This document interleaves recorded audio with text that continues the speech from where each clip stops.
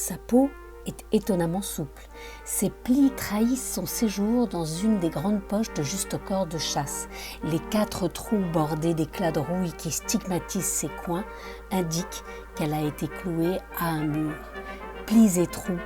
prouvent qu'elle fut maintes et maintes fois consultée. Et pour cause, cette peau mégissée, entendez par mégisse la préparation d'alun, de sel, de farine, d'huile d'olive et de cendre qui permet d'obtenir un cuir à la fois clair, doux et souple, c'est bien le cas ici, a reçu au recto la carte topographique des environs de Chantilly où sont marquées les limites de la capitainerie royale de Halatte suivant l'édit du roi du mois d'août 1724, édit des plus importants pour les chasseurs puisque le jeune Louis XV, sacré à Reims en 1722, déclaré majeur à 13 ans lors d'un lit de justice en 1723, à peine libéré de la Régence la même année, taille dans le vif des propriétés alentour pour agrandir le territoire où, comme il le dit noir sur blanc,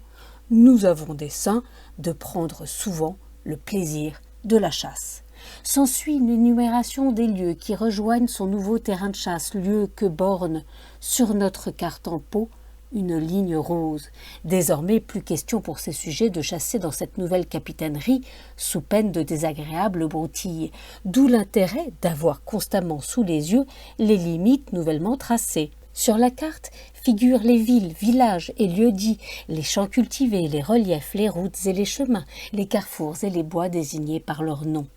Le cartouche souligne bien cette portée synégétique. Comme le révèle mieux encore l'exemplaire sur papier conservé à la BNF, il est entouré de trophées, lévriers, faucons et armes de chasse, et surmonté des armes de l'arrière-petit-fils du Grand Condé, Louis IV Henri de Bourbon-Condé, dit le duc de Bourbon, alors Premier ministre de Louis XV.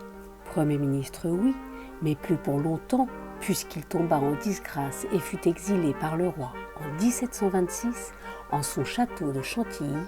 qui se trouve précisément au cœur de la carte. Quant à savoir sur quelle peau a été tirée cette gravure miraculeusement parvenue jusqu'à nous, c'est, nous a soufflé celui qui a passé sa main experte sur tout son long, du chevreau sans doute, quoique l'idée que ce soit du chevreuil ou du cerf, non seulement serait belle, mais de surcroît tout à fait plausible.